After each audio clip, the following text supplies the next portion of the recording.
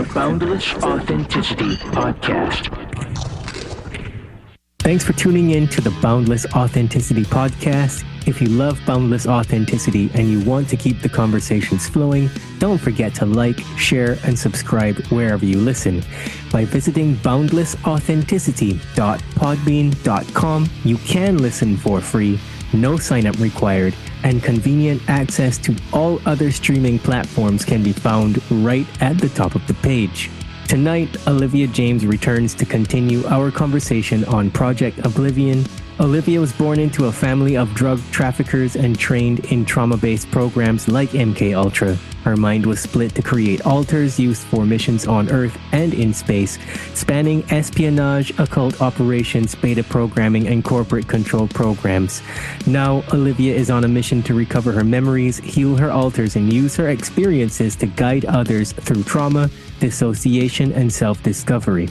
Her book series Grey Mouse explores these themes through a raw and unfiltered lens, documenting her real-life experiences of psychological warfare and survival, and the search for autonomy in systems designed to suppress it. Olivia also publishes ongoing reflections, research, and personal insights through her Substack community. So what's been going on between now and our last conversation? I've been noticing that Project Oblivion is really hitting the community hard. That's what the main focus is. And, actually, I started getting information about Project Oblivion probably about 2 years ago.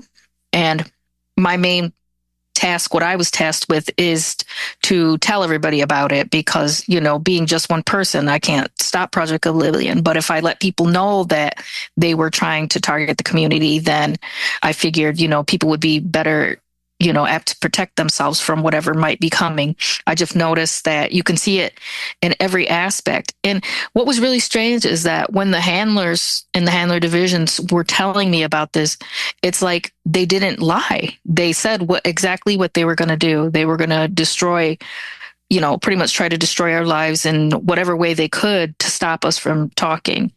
So that's kind of what I've been focusing on and trying to anytime I can get new information. I actually have a third book that I'm working on there's going to be more new information in my third book. It's going to take me a little bit more time, but I'm working on that right now. Okay. So how soon do you think your book will be ready? I'd probably give it another 6 months to a year. I want to make sure it's thorough. It'll be the third book in my series. And I'm also writing a book on the paranormal. So I have 2 books in the works. Oh, okay. Okay.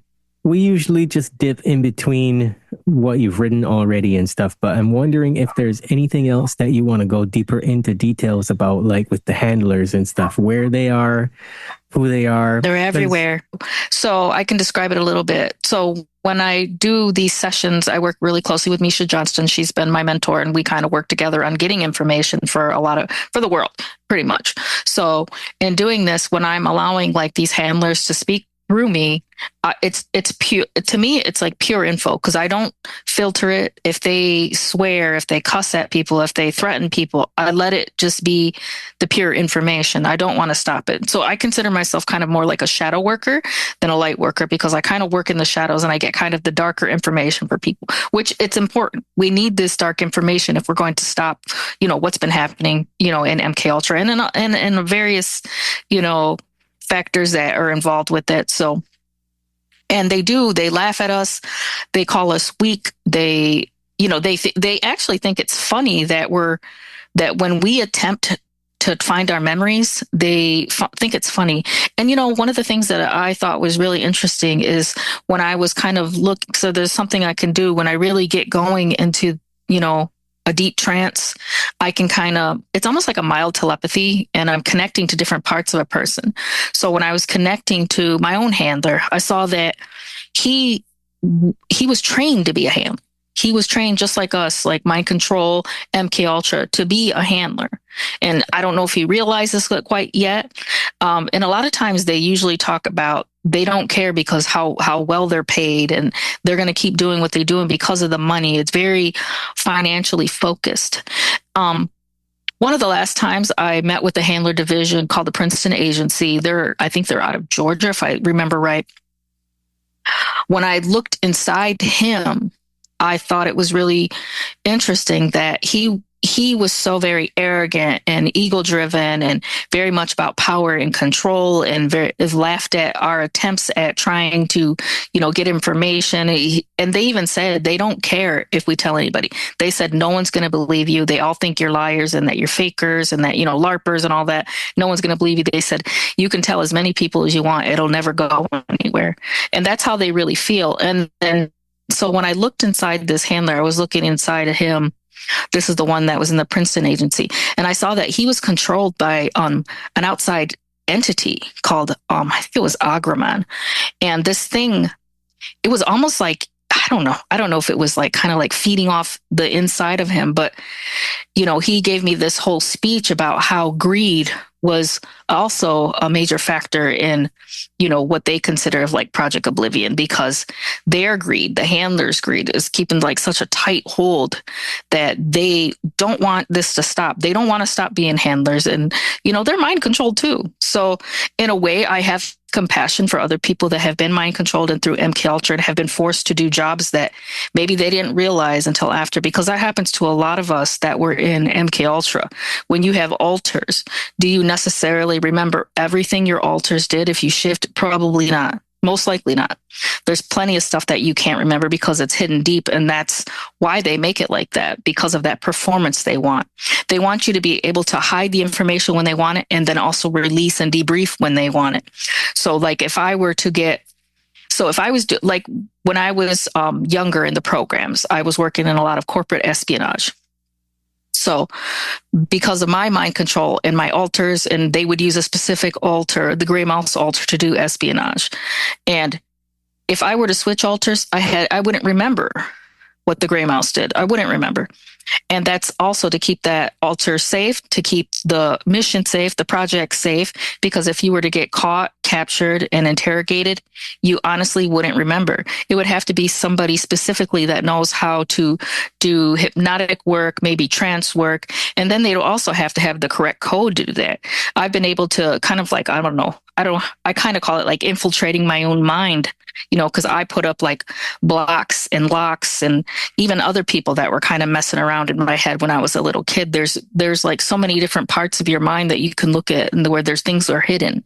So I can go in and I can see there was, I know a specific code to one of my alters. If it ever tries to take over, I've found it. And it was it's very difficult to do that. So I have one code that I know for just one alter, not all of them, because I have 118, and there's some other individuals that have 2,000 alters. So imagine having access to 2,000 codes or however, and codes aren't the only way they activate alters or put alters to sleep. There's all different types of ways. So that was just specific to me. I'm use codes, sounds, sometimes colors, things like that, and lights. Okay, so how easily do you usually go into trance? For me, I could probably go into trance with a count of 10.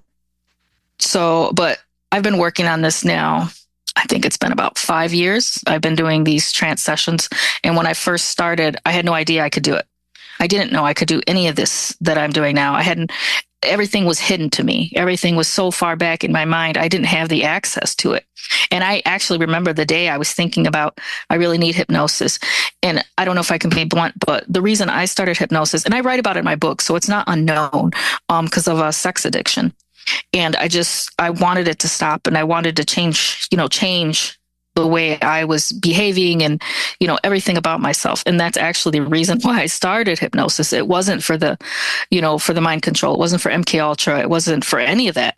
It was I felt out of control with my own urges, impulses, and body. And I wanted to get back in control and control, my own, myself. I wanted to have my own autonomy with nothing else controlling it. And I kind of had a partner at the time that was kind of, I don't want to, a little bit to where they were kind of having an influence on that. And I didn't want that either. I wanted it all changed. And so when I went under my first trance, I turned into something I had no idea. And I was, I was just full on medium within, minutes. And I had no idea that that was possible. And I did it for almost 6 hours straight. I didn't come out of the trance for hours. And actually now I think probably trance state is one of my most favorite things to do, because it makes me feel so much stronger than I am when I'm on earth. Because, there's so many limits here, especially in the body I have. I'm a kind of like a petite woman. And being in trance, I can, have all the power I have and all the lives I had. I can do anything, I can, fight back. I can be strong. So it's very different. And it's kind of one of my favorite things to do now. Okay. So how often do you self-induce? When I first started doing it, I wanted to do it all the time, because it was just the first time it was like, it was something pushing me inside myself. Something was pushing me constantly. You need more, more, more. I was doing it, at least, I don't know, maybe once a week. And I really was practicing a lot of meditation, deep meditation. And I remember when I first started to really learn how to meditate very well for myself, and I like to use like a tone, like a theta tone, to just kind of calm myself and relax myself. It's almost like my own self-induction. But when I first started to do that, it was really interesting how things shifted and changed and turned. And I went more from like just this person trying to discover things about myself to actually being able to get real information. And to learn and to actually see that I was doing more than just something like a medium work. I was actually using like bilocation, astral travel, using the ghost dimension to work. And when I would try to talk about it at first, I was like, I knew it sounded crazy. I knew, because I'm like, trust me, I didn't think I could do these things either. And I didn't even know these things were really real. Before I was able to do it, I was probably skeptical myself, saying, I'm not quite sure, if that's a real thing. And now that I can do this thing, it's just really interesting when I like watching other people when they do it, because I think it's really interesting to see the things that they say when they're under trance. I like watching hypnotic regressions and things like that. I think it's really interesting when they do past life regressions. Okay. And I'm just asking because I'm curious. Yeah, no problem. Maybe I should regress you, but I feel like, I know we talked about that too, but I feel like I want to gather information about how skilled you are at doing this on your own. And if you've ever really accessed any memories just by using joyful memories alone, because everybody expects it's going to be darkness, that's going to take you there, but that's not the truth. To me, I've kind of like come to terms with that balance inside myself, because I used to be a jinn, so I had to come to terms with the fact that I was something else that people might be afraid of, if you describe it. I had to come to terms with that. And it gave me so much freedom to just be like, okay, I wasn't always a good person, in my past lives, I was something else, and it opened me up to so much just to be able to do that. And actually, when I'm getting memories, the very first memories I was getting of any type of programs and everything, it was conscious recall. I even remember the day I was sitting down, like in my living room, and, I was, putting something away, and I just got a flood. Some people call it downloads, but I just got a flood of information. I had like part of my service record just came to my head. I knew where the psychiatric hospital that I was at, I knew my service number. My service number is actually 6349. And I was under a division called Division Mariner under Mars Defense Force. Stuff like that would come to me. And I had like a whole snippet of all, like I was in scout class entry level. I had the date that I was transferred to enemy engagement processes. I knew that my asset code was intelligent scribe. I knew that when I was under linguistics and retrieval, and that was all conscious recall. I didn't use any type of ability to get it. It just came. My mind started to open up and different memories came. So I think my whole experience is a lot of conscious recall plus remote viewing, exploring things deep within my mind. I was able to open up. What really, really opened it up is when I allowed my alters to speak. I couldn't be afraid of them anymore. I had to just let them out.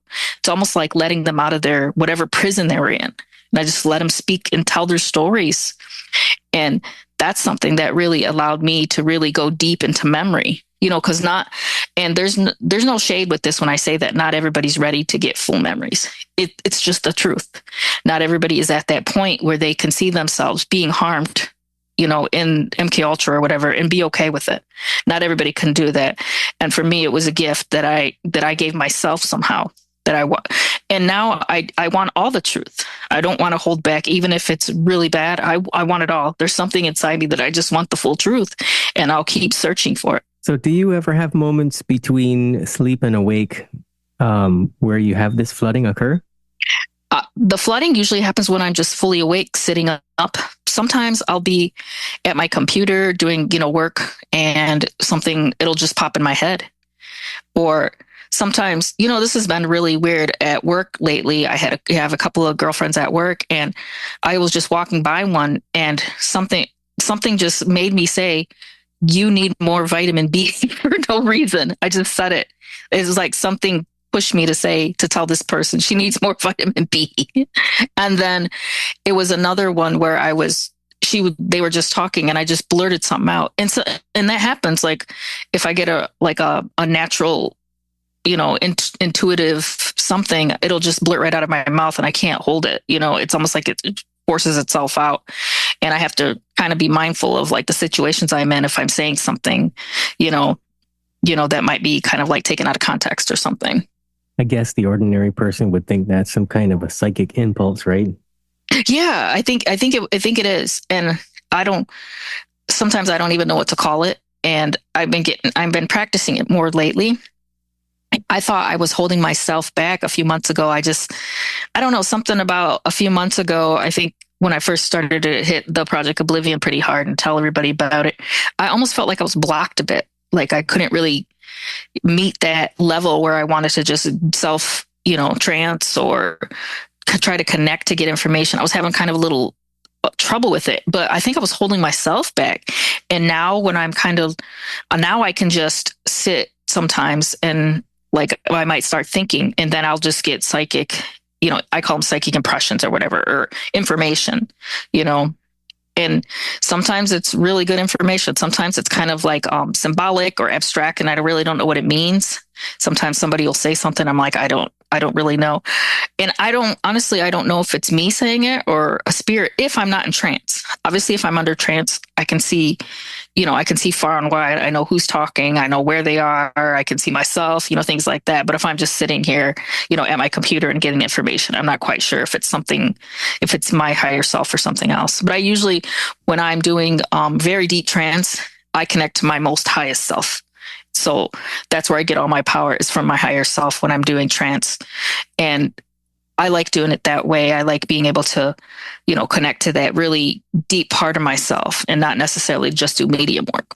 Yeah, that's interesting. I think the higher self gets both a bad rap and a weird one. Like it gets colored with all of this false stuff by the New Agers. Yeah. And I don't even know if I enjoy that word, the higher self, but it's like, I can see, I know what I'm doing, and I know who I am in that thing. And I kind of have like a spirit name that I know myself by. It's Bethelena, but it's kind of long. That's why sometimes I just say higher self, but it has like a spirit name. It's almost like and I noticed that when I'm doing these sessions, I'm not just using my spirit. There's other parts of me that I'm using. I'm using different personalities. I'm using my front personality. I'm using alters. I'm using just not my spirit, my soul, the mind, the brain, the gut, all these different parts of myself. It's not just one thing. Like, sometimes we thought, like maybe in the New Age community, your spirit or your soul. It was so many other things that I've been able to meet, in myself, even, past lives they still interact with me. I can still let them speak. It's insane how cool it is. Okay. So how do you know when it's your higher self or a trickster entity that showed up? It's so different. It's so different. And I think maybe because I'm experienced now, and actually talking with trickster spirits, because I used to be a trickster myself. In my past life, I was a trickster. I called myself a trickster god. And when I say that, I'm not saying that an ego. That's just what that being calls itself, because in those days, those what they call elder gods, they did think they were gods. And that's how the, regular people treated them. They worshiped them. So it was hard for them to figure out that they weren't a god, So when I've talked to my past as a dark jinn, she was kind of the same way. Her name was Harlowen, and she thought she even said that I thought I was a god, I thought I was a god, and I guess I'm not, and I didn't know I was evil. I was, I thought I was helping people because that's what they wanted. It's almost like she had such a singular life. She didn't know that there was anything else outside of what she was tasked to do here on, in this earthly plane and in the spirit world. She was trying to, bring that experience of darkness to people because that was her job. And that's what she thought. So I've talked to so many different, and actually my paranormal book is going to be about all the different beings I've spoken to and let speak through me. So it's really cool to be able to put it all in one place and see all the different names and all the different people that came through to speak. And definitely I'm not afraid. And I just want to say, before I knew I could do this, I was like a lot of people. I was terrified of all the paranormal things. And it seems weird because of what I can do now, but it really has helped me strengthen myself and not be afraid of that. I'm not afraid of any being that comes through. It doesn't matter what the name is and how strong they are and what kind of, what power they have. I'm just not afraid in my highest self. There is no fear of them at all. I could walk right up to them and, boop them on the nose. That fear drops away when you're in that deep trance. Right. And I think I know what you mean, because when I first started getting really deep into meditation and accessing different levels of consciousness and stuff, it was just freaky the amount of stuff that showed up. And I think that a lot of it was kind of looking at me like, wait, you can fucking see me, dude? Like that kind of attitude. And then once they realized that I could see him, they wanted something. And I was like, no, fuck off. Just because I can see you doesn't mean we're friends. I don't even like people, let alone you. They were a bit aggressive when I first woke up. They were very aggressive, and that's part of what scared me, because I had one session of hypnosis and it just like exploded. Everything exploded. It's like my bedroom became like this portal, and it was because I had opened that portal inside myself.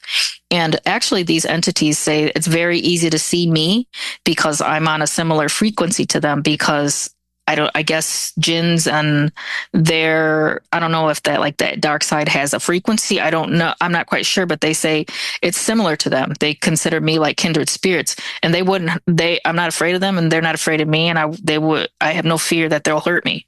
I know it's different from what other people say, about dark entities. I'm just not afraid. And honestly, I've been able to go so deep that I've been able to see pieces of them inside of them that nobody else can see.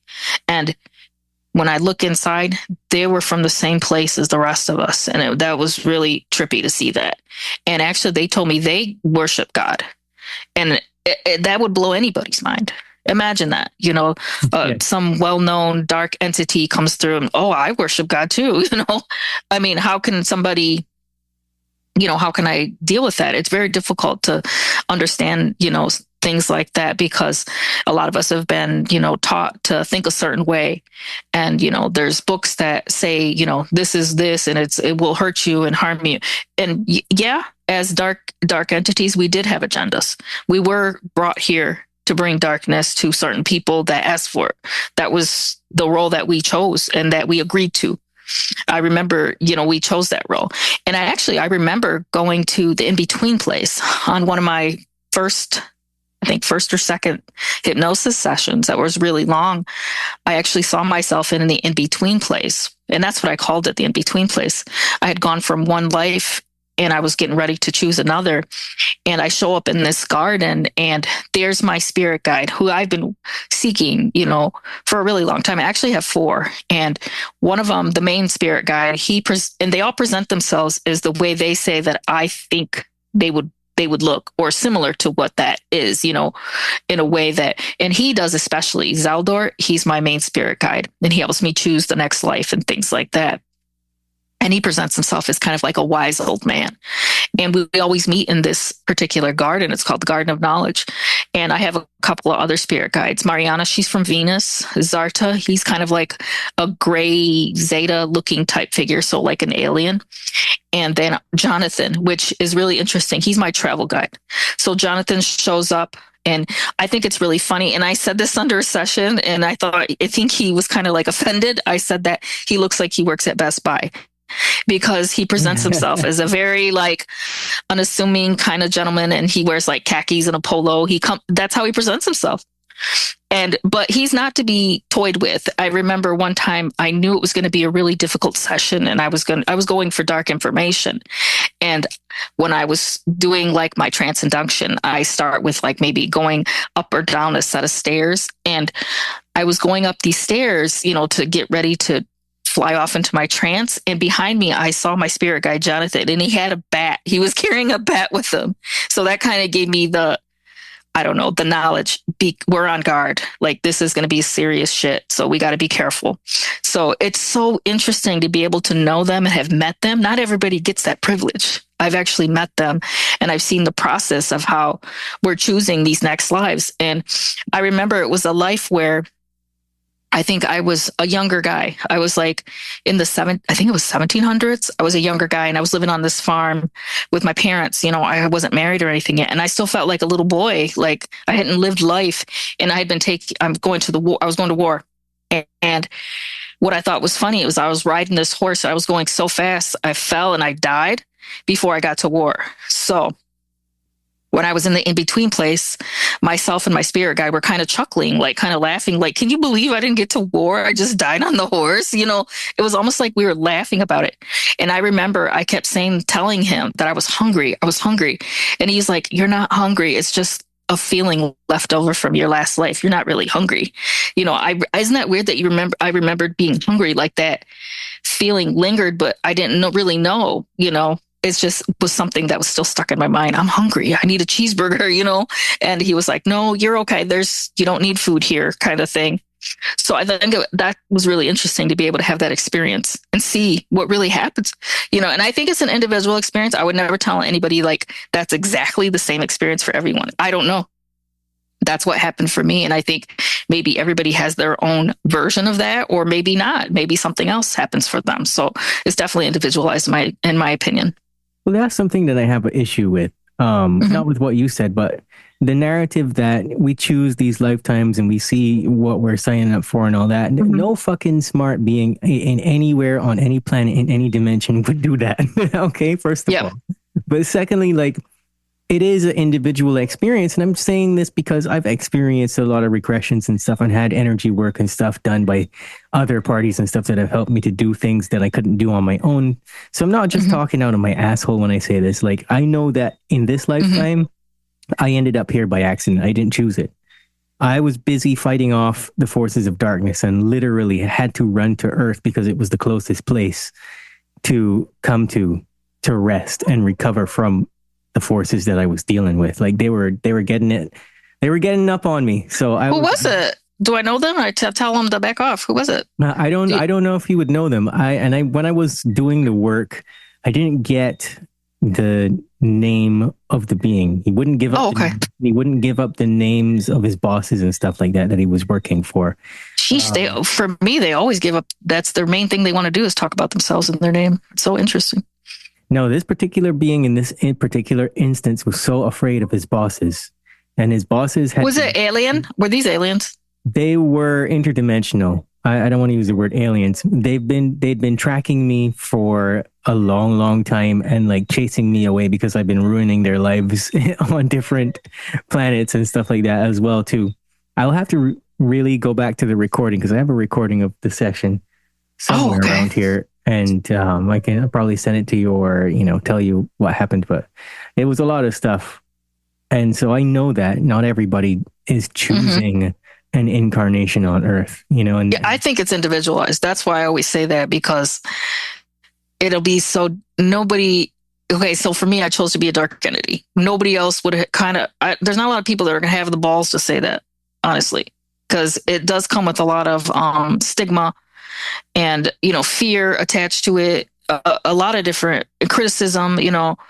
It's been, like I said, it gives me freedom to be able to be honest, but at the same time, it's a risk. It's always a risk for me to tell the truth. When I tell the truth, it's a risk because it's not always, like I said, I'm a shadow worker.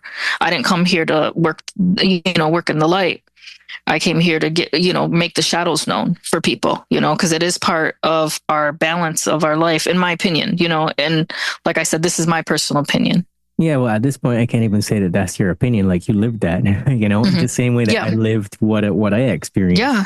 So I get a little bit annoyed because I think that is something that needs to be broken to the new age spirituality psyop that's going on, where they just want to explain stuff away in a happy, nice way. So you don't have to actually think too hard about it. Like they often don't like to get down to the nitty gritty of the matter and admit that life is actually just fucking hard. Like it doesn't matter what you're doing. And there's darkness. And some people came here to bring darkness like I did in a past life. Yeah. So therefore they take a massive, I don't know, imagine it's like a piece of masking tape or something, and they just stick it over a hole and they're like, you chose this. Like, that's not exactly it. Yeah. Actually, the entities like that I work with or that I've met and things that, they told me that they're dying. They said, you're witnessing the death of the gods because of the elder gods. So, that's kind of the old term for some of them. I'm just using terms that they use. I don't want anybody to think that I'm saying this out of my, this is some of the things they've told me. They said that you're witnessing the death of the gods because, now, back in the ancient times, there were monsters then. They were the powerful, scary monster. And they said, now on Earth, we don't need the monsters in myth anymore because your monster is next door. They're talking about the pedophile next door, the murderer next door. You don't need these mythological monsters like they used to be thought of. That's what they told me. So they said, no one's worshiping us anymore. We're all dying. And they even said, if you want us to live again, then believe, so that's a strong statement, thinking that belief in them is what's bringing them life. What if everyone stopped believing? What would happen? It's just so abstract to me and so interesting, that they say things like that. It's very interesting. So I got to jump in immediately and ask you this question then. If the old gods in their language are dying because of lack of belief, then could that be true for what we know as God, the creator of everything? I'm not quite sure. I did work with who I consider source. I don't really say source. I just try to, that's just the words that people use. Actually, when I spoke with it, it called itself No Name. And it is just that energy. I've never experienced anything like that. I was laying in my bed, I'm under a deep, deep hypnotic trance in my entire body. It almost looked like I was having a seizure because my body there was so much energy. My body couldn't almost take it. I don't know if you've worked with anybody else that channeled source or brought source through, but your body can't almost handle that strong of an energy. At the same time, it was probably one of the things I'll remember for the rest of my life, but it's just the strength of him. I say him because that's just what I was, I've been programmed to say is him. I don't even have a name for it. I just say No Name.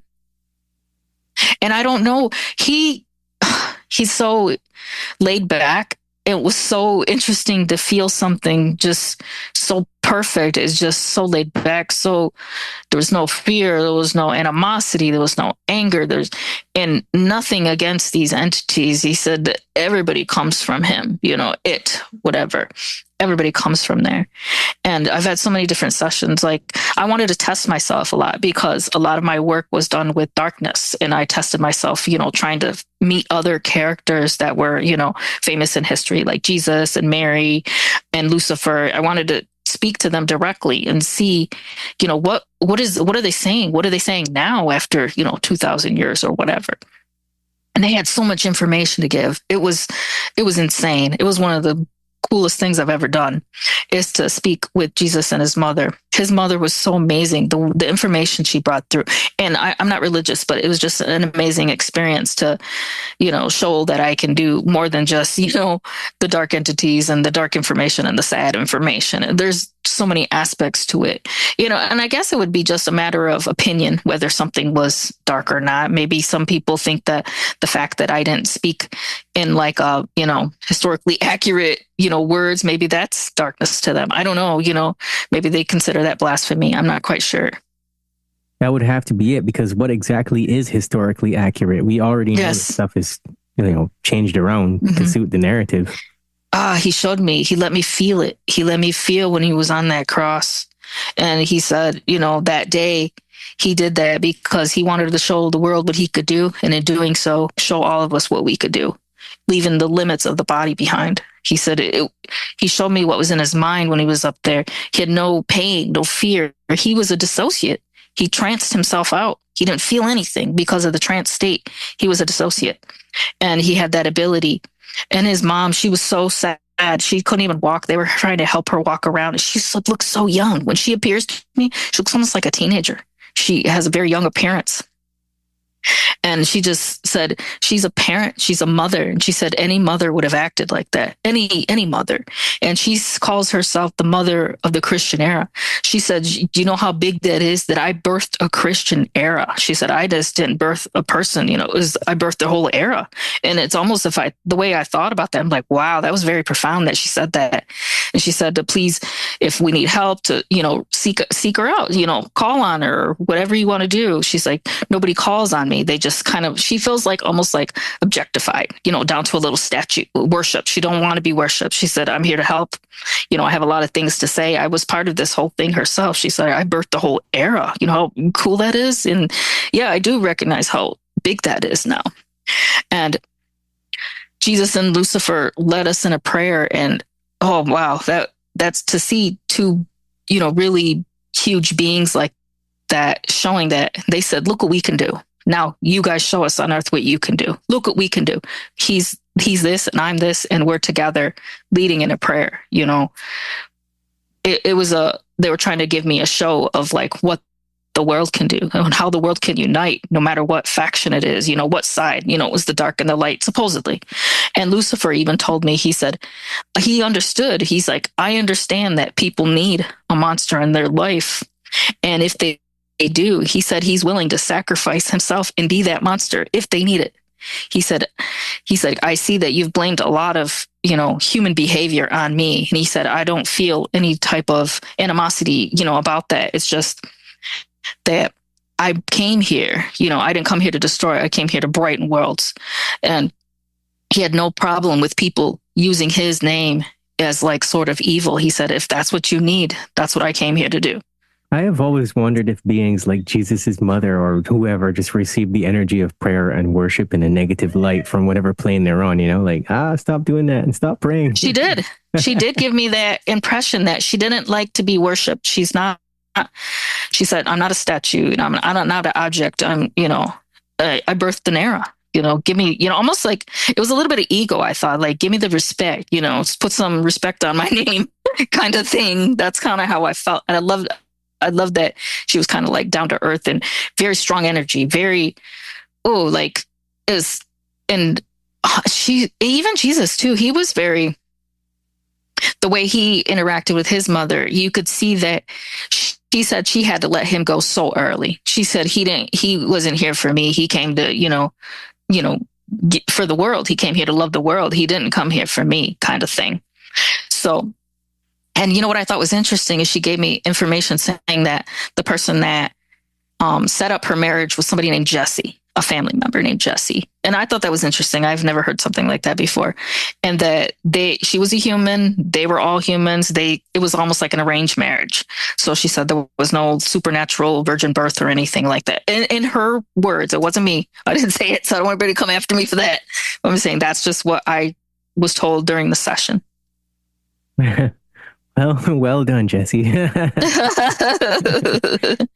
a good match, obviously. Yeah, the thing about Lucifer was, it was interesting too, because, there's that whole narrative about the music and stuff. And I could see, I definitely have done enough research and had my own experiences and stuff to see how that stuff could possibly work. But I don't know, like whatever they're doing, they're worshiping something, but they're not all worshiping Lucifer. So But whatever they're worshiping, he doesn't. it seems to And be when the same. when I'm talking to entities, okay, so this is what I know from entities that I've met, and I've done a lot of work with these, and they said to me that these rituals and the worship, they're not like, I don't know how to say it. They said they don't need it, but they enjoy it. So do you necessarily need to do rituals to connect with these types of beings? No. But they said they enjoy it because that's what they used to do back in the ancient times. They said they would put it, I think it was Lady Death I spoke to. She said that they would put, she used to be a harvest goddess, and they would put like big baskets of fruit out in the fields for her, as like worship. And she said that, Lady Death said that she is both. She's like what do you call that? Like a walking dichotomy. She can be both, abundance and death. She said, yeah, they worship and they would, sing to bring, the harvest. But at the same time, she could destroy it in one swoop, she said. She could just take the whole harvest out. And that would mean death to a civilization in the ancient times. It was so profound to hear these things. To hear that, how they thought about it and how they, she thought, I can do both if they want it. She said, I will. It was really weird to hear that. Like they're waiting to see what other people wanted, to what, their worshipers wanted from them, that kind of thing. And there was one entity who I know pretty well. His name's Bacchus. And he actually used to be called Dionysus in ancient times. He's Dionysus. And, he works with this, family who he's a familiar daemon to a family out in New York, and they worship him exclusively. And when I'm speaking to Bacchus, he just says, I don't do anything for him, because this family thinks that their connection to Bacchus is what keeps them financially stable and keep them successful in every generation. And Bacchus says he has nothing to do with that. He thinks it's funny that they say that, and that he said they're just born rich. He's like, I didn't have anything to do with it, but he said he's here for the reverence. He's here for the worship. They almost like thrive on that energy of worship. Kind of keeps them going and keeps them alive. Like I said before, some of the gods said that they're dying. So it was really interesting to hear that too. Well, that's even more interesting because I've often referenced, I've called the music industry the cult of Dionysus, because you see so much of that symbology and stuff. Oh, it's Bacchus, yeah. Yeah, and that's what he actually calls himself, Bacchus. He doesn't say Dionysus. Yeah, there's very few references in like Hollywood and music and stuff where they actually use the term Bacchus, which is interesting because I think they try to hide it. But what you're saying makes sense to me, because I don't even know if they really know who they're trying to talk to. Even people that are into Moloch or whatever, I don't even think they really know. I don't think they do either. And so this is really interesting that Bacchus, he considers himself like a father to me. So if I would ever, one time I had there was a session I was doing and it went out of control where it was almost, it happened that there was kind of like I was dating somebody at the time that had a succubus kind of that was in there, because that person was a medium, and they had a succubus that really had a thing for them. And she was not okay with me being around. And when I went under trance, she came. And I call her the hag. She's kind of presents herself as like an old woman. And she didn't understand that. How could I have infiltrated her space? I was able to, kind of, well, I call it a whoosh. I whoosh myself to where she was, and I found her almost like her lair. I saw exactly where she lived and what it looked like. And because, we all create these kind of, safety spots in our mind. Like when I go into the astral, I have that garden of knowledge that is my safe space. And then also back in my mind, there's plenty of worlds. I mean, you don't even know how expansive the mind is. You can't even reach the farthest reaches of your mind. Because when I went in and saw everything, it was vast. And I actually saw there was one world. I only was able to see one world where one of my altars was living. It was an entire world she had built. So that was really interesting to see that there's so much in there that, just sitting in there that you have no idea about until you're able to explore the far reaches of your mind. And I thought it was cool that, people talk about the matrix being something external from yourself. When I looked inside my mind, it was internal. It was inside. It was individual. The matrix was in your mind. It was in my mind anyways. I don't want to speak for anyone else, but it was in my mind. I saw lines everywhere. And I'm like, oh my God, it's the matrix is in my own brain. That's crazy. I don't want to fill any gaps for anybody else either, but I also feel like the same thing. The movie The Matrix was made to be a huge distraction because, like you're saying, there's no limit to the mind whatsoever. There is none. We'll ever be able to actually put into words what the mind is, how big it is, anything like that. So, I feel like you'll never be able to explore everything in there, no matter what your ability is, just so vast. Like there was a world inside me. There was somebody living, in there and had their own world. It's crazy. They had it was my survival altar because she was created so far back in the playroom when I was a little kid going through MKUltra torture and abuse. And she created her world where she felt the strongest. And she presents herself as a possessed little girl. So she does look very scary when I see her. She has like a dirty nightgown on and she has this long dark hair in front of her eyes. She's, very dirty and disheveled.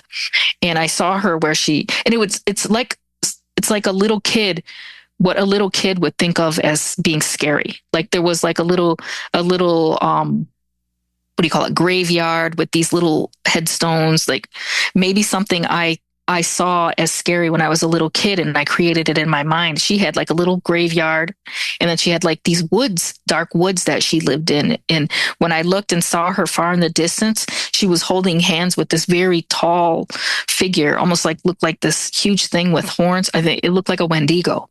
And she had that holding hands with it. And isn't it amazing that you can create a world inside your own mind? Just with one altar, I did that. I've seen several things that kind of look like that Wendigo that you just described. Yeah. And she was holding hands with it. She wasn't afraid of it. But, that's kind of like my experience more of darkness being to me, I felt like a lesson to not be so much in fear because I felt like I was afraid my whole life of everything paranormal. Everything's a ghost. I had to sleep with the lights on it. Everything's scary. And to have this big, huge shift, it has been very helpful to me to not be so afraid. I've let a lot of fear drop from those things. And that does give you freedom when you let fear drop away.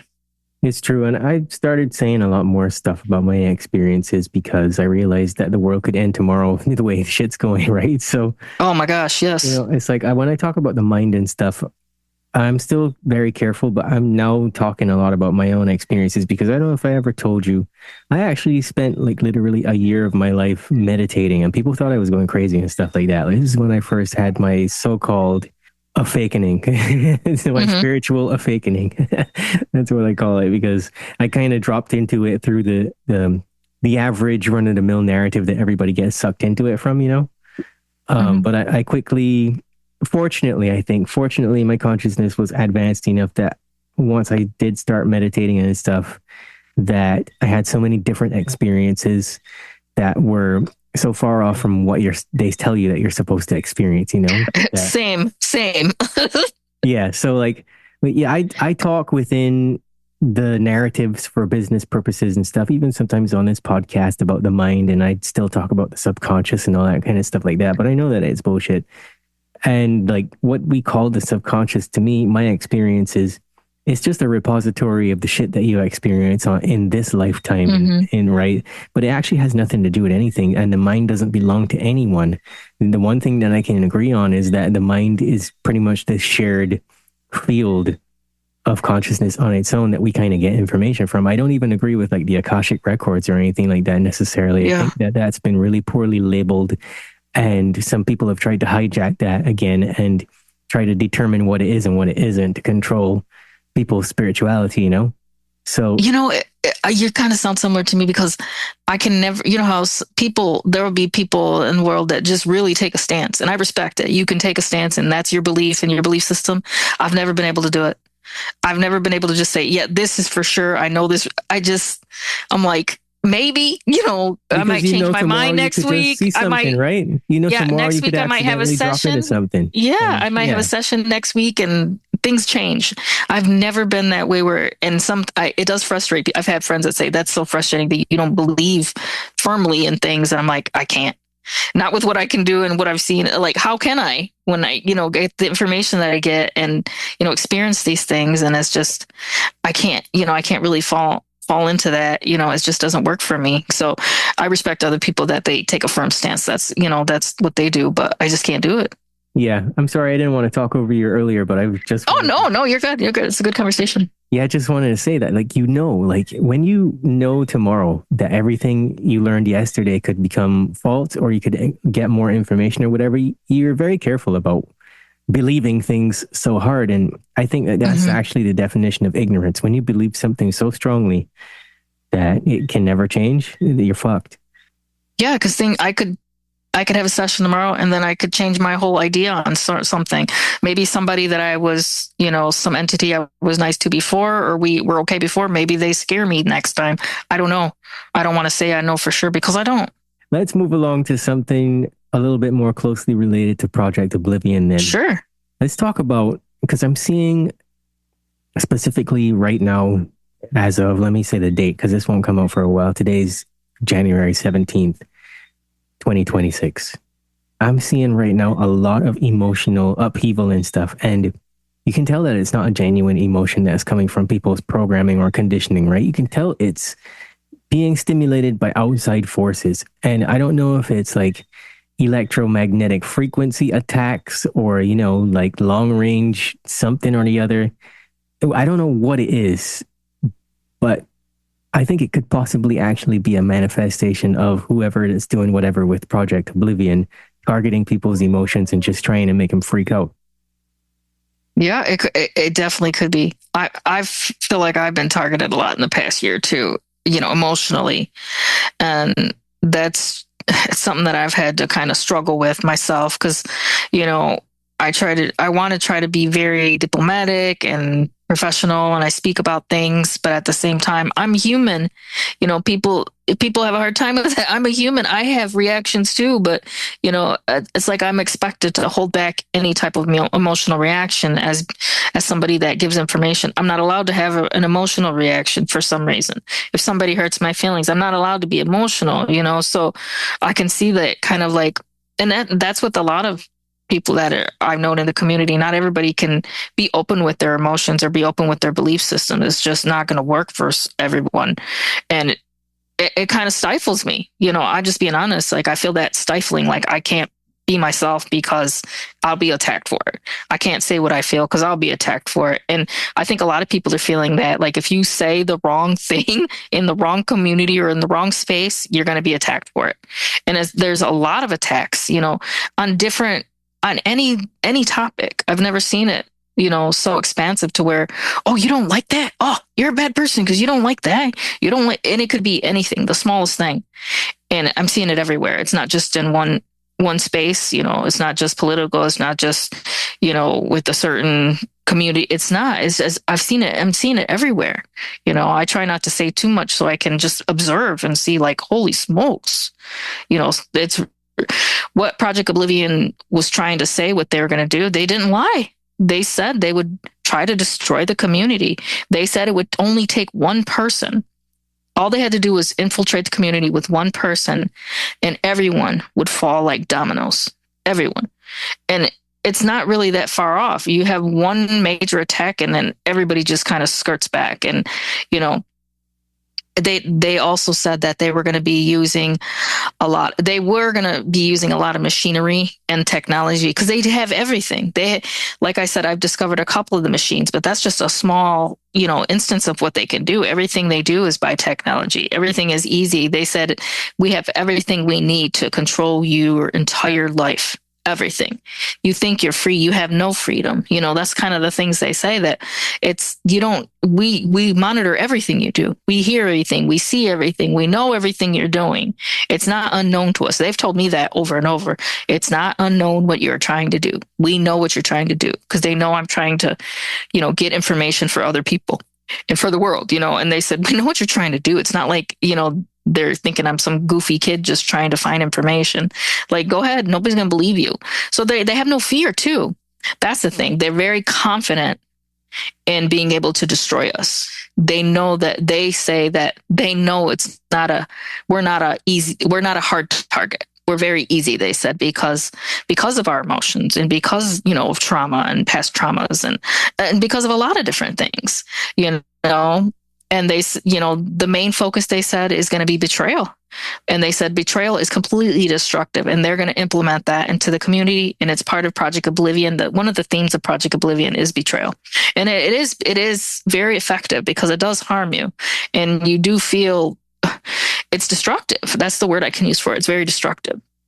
Yeah. My cousin has a podcast, and I was trying to explain to him because he was talking about how he just can't grow, and he's always talking about it's the algorithms or whatever. And we just joke about it, but we know it's not the algorithms and stuff. But I was telling him, like, you don't even know what you don't know in this instance. Like, you have no idea, because he says sometimes it feels like there's a guy that's assigned to me that just messes up my progress. And I'm like, yeah, that's exactly what's going on.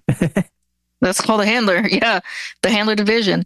And they specifically so when I was under this doing a session, and this was specifically to get information about this. And, I've met with the handlers and everything, and let them speak through me, and they let them cuss me out and, belittle me and whatever they want to do so I can get this information.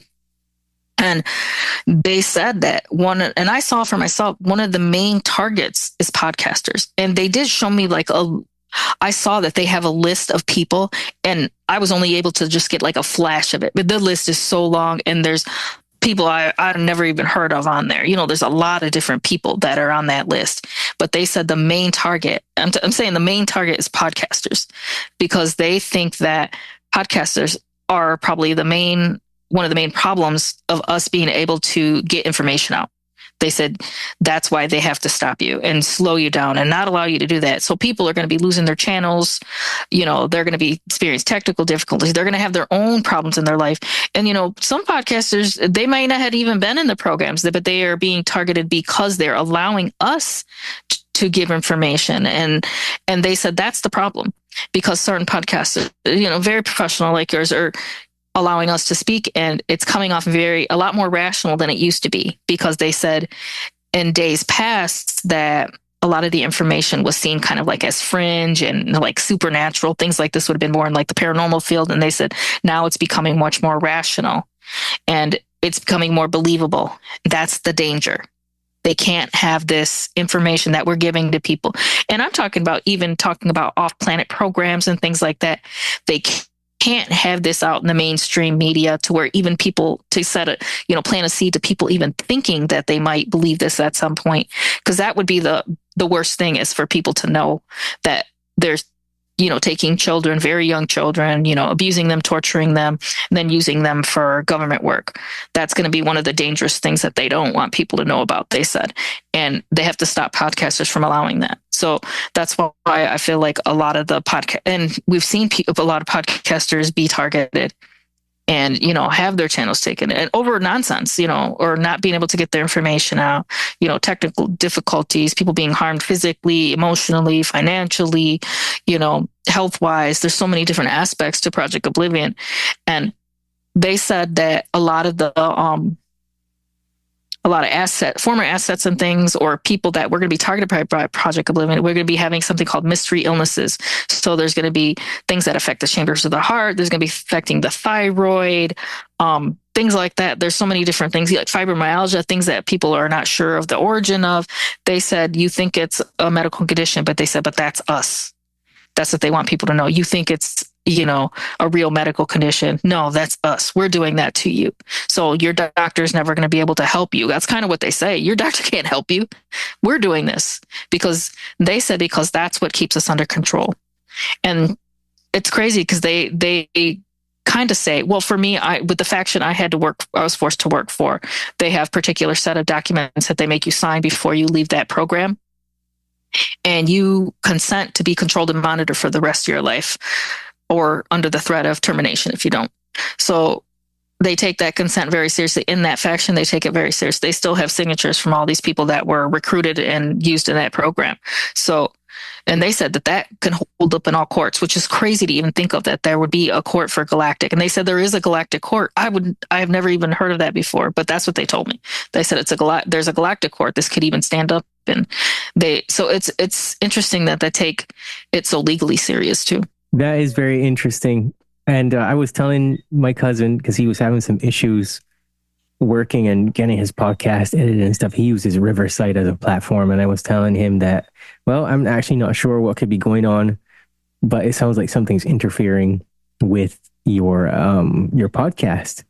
And it could be that it's because it's a browser-based application, or it could be Project Oblivion. And he had no clue what I was talking about, really. Yeah. And I didn't really want to go into detail about it because he's got to figure that one out on his own. But, I mean, everybody is out there just thinking that these are regular technical difficulties and stuff. And there's other things that I don't want to mention in this episode. But there's stuff that I've seen lately that is just really troubling. And I don't know, how many people do you think we know that are handlers? Because we know a lot of the same people. If you mean like in the community, yeah. I haven't met a handler like in the community. I've met them outside of the community, like where I know who they are. Like if I've met someone that I say is a handler, I think of them more of like an activated person, like where they're kind of like pushing them. Something has made them say something or do something or act a certain way, in my opinion. I don't know if they're a directly hired handler where they're being paid a check. To me, there's like a distinction of like kind of like an activated person or like a real handler that takes a check for it, because that'd be different, because I know they get paid very well. I actually I met my own handler's name. I think his name was it named Jesse too? Like, I think his name was Jesse. He lived in Rhode Island. So I've met my handler and he's a total dick and he's not a good, I've done a couple sessions for other people and then I met their handlers and there was one guy, his handler was kind of, cordial, but who knows if that was just his act, And he said, sorry about that. I sorry I have to do all this to you, but, it's called for because and he said, if you don't want me to be your handler, somebody else will come and then they'll be worse than me, stuff like that. So it was really strange. That is really strange. Yeah, it's very strange.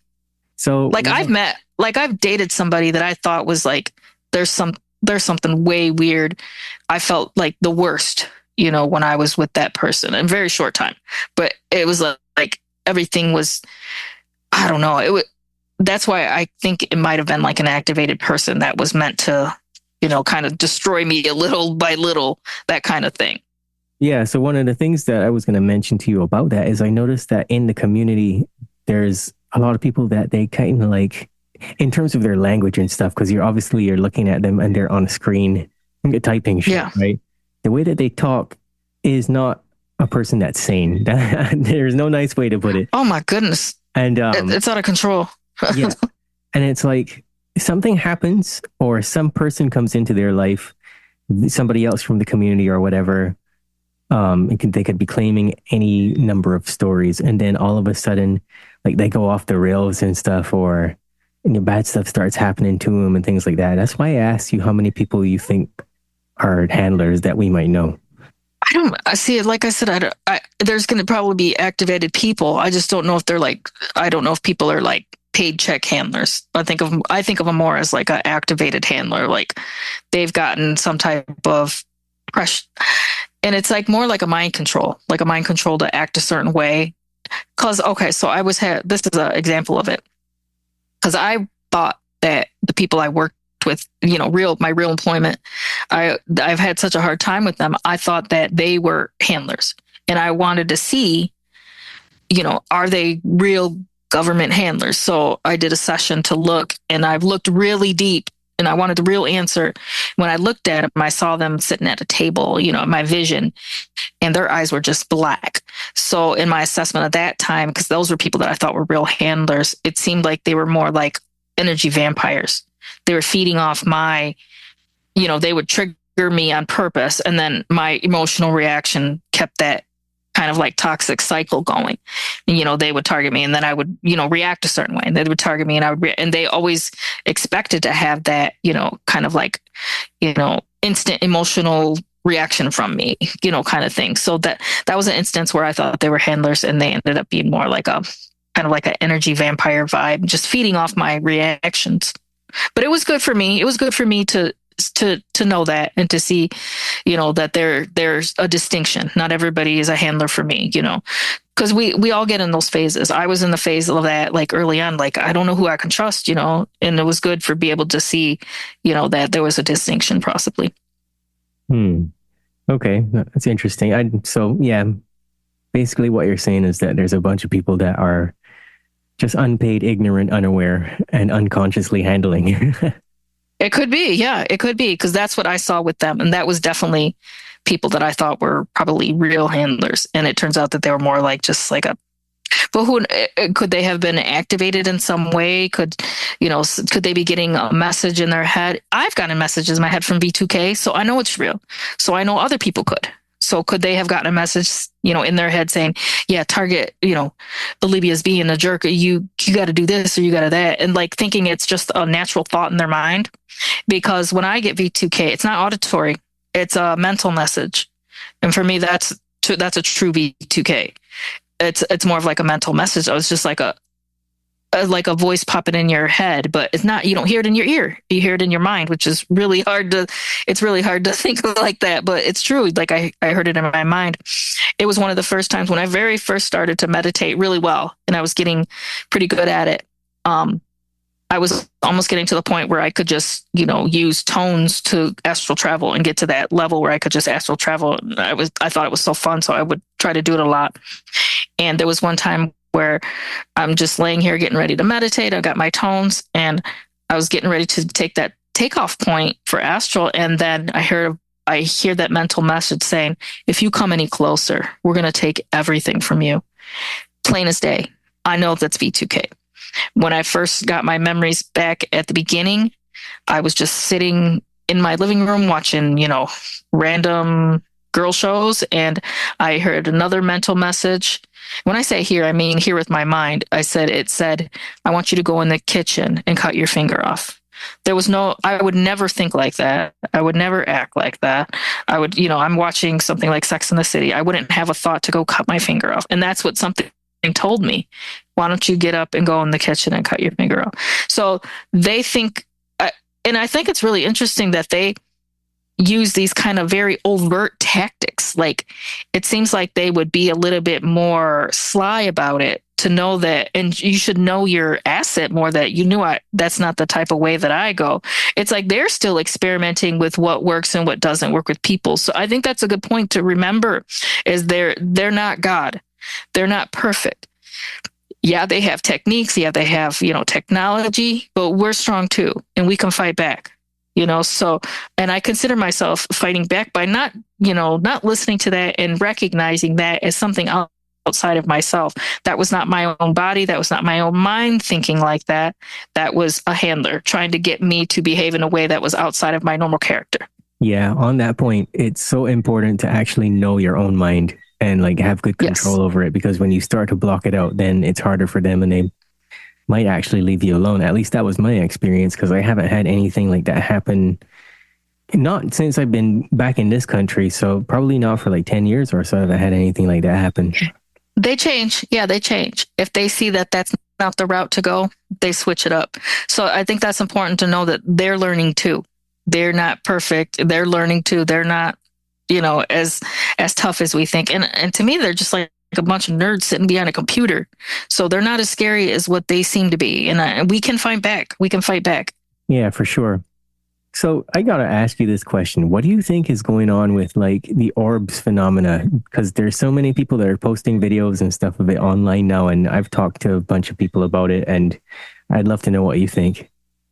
I honestly just think they're spirits. I honestly just think it's like a little spirit like floating around that, I actually, when I go under trance, that's one of the, I don't really talk to a ton of dead people. Once in a while I do, but it's mostly more of the like, kind of like the stronger energies that they push their way in front of the line, if that's a normal thing to say, because sometimes I can feel like almost like a line of people wanting to speak, or like they're all like, huddled together, like waiting to say something, or like, and then a stronger energy will kind of like push them to side, and they always come to the front and they're able to speak first, kind of thing. So when I do get to see, get to experience somebody that has passed over, it's that it becomes like kind of strange, to have their energy. And because it's a very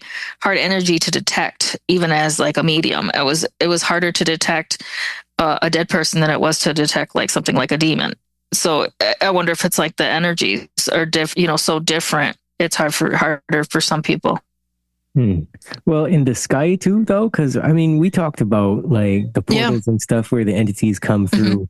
So my take on it is like, what if that's like portals where these beings are coming through, and so they're seeing orbs, and all these people are taking out these cameras and stuff, and they're like, yeah, it could be. I really, it's you know what?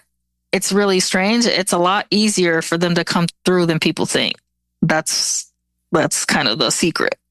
They don't need like some big fancy CERN to come through. That's plenty easy for them to come through, because they can come through me anytime. Like, just they can step into the world for a second just by letting me speak through, let me, allow them to speak. So I did work for a couple of agencies when I was in the programs, and there was one, and it was a big type of like conglomerate type of business, and they were working and stuff like that. They had some type of, I don't know, they had this, how to explain it? It's like they were using portal technology, and they were trying to find what was, in that darker beyond, because they know that there's power back there. There's power. It's almost, I call it the force behind the force. That's what they want to kind of harness. So they're actively seeking that out. And, sometimes we think they're like construction companies, and they're these huge, big, huge companies, and they're actually doing kind of like weirder stuff. I actually was able to like see one of their meetings. I was there because I was working with them, and I was able to see some stuff in one of the dimensions that they wanted to look in. And they're almost like addicted to this, which is a really weird thing to say. It's almost like they got addicted to, seeking this power out and seeking it, and they keep accessing it. And I told them they can't keep doing it because, I just told them it's going to make you insane eventually. You're going to go insane from this. There's nothing to be found in that world except for, darkness. And, it was one of those worlds that it was like almost like a void that they wanted to go to. There was one time I went so far, way, way back, until I don't even know where this place was. I call it like the outer realms. I don't know what else to call it. I call it the outer realms. And there was like a door hanging in space. And I knew from my own higher self, never turn the handle, never go past it. And they know a lot of different, a lot of different groups know about that door. And they all want access to it, or they want whatever power is there. There's something back there. I would never do it. But I remember seeing that door. There was a door hanging in space. That was really interesting. I feel like, yeah, that's like a horror movie right there. Some door hanging in space. I was like, no, thank you. I won't be turning this handle. You just know. It's like when your higher self is very much activated in those sessions, like, nah, nope. You guys can try it. I'm not going to do it. But like I said, there are a lot of government agencies that are kind of looking for that power and to harness that power. And it's kind of going to be fruitless for them, because that's not something that can really be controlled. It's uncontrollable. How can you control like a hurricane or a whirlwind, something like that? You can't control that. It's not going to be controllable. It's a fruitless endeavor. They're all searching to like use these portals to bring, it's power. It essentially is what they want, is the power that they think is there. And these beings, whatever they hold, they're not going to just give up power to them. It's not going to be given. They're going to have to take it. And I don't think they have what they need to take it. They can't even get past the door. I don't even know who can get past that door. That's not for, I don't think it's for humans to get past. I don't think. That would be hilarious if you opened the door and it was just like Richard Simmons doing it. I know. Wouldn't it? I knew there was something. I just knew that I could never open that door. Like, you could just like, probably, I don't even know, explode like into nothing. Like, I have no idea. And I know I don't want to know. I just know that there's a door there. Right. Well, let's wrap this up then. Sure. Yeah. I figure we probably do another one some other time later. And for sure. Stuff. Yeah, we get talking. All right. So, you know the deal. Thanks for being on Boundless Authenticity. Tell us where we can find you. Yeah, I'm usually on Substack. I try to do regular writings on Substack, just about various topics about MKUltra, mind control, Project Oblivion, the various projects, and even some paranormal stuff. I'll dabble in that when I get a chance to. I also have my 2 books, Gray Mouse. The first one is Gray Mouse, Sex, Space, and Mind Control, and the second is Gray Mouse, Purgatory. I'm working on a 3rd book. It's Gray Mouse, Halloween Rising. So that should be, look for that in the future to be out. Awesome. Thanks again. Thank you.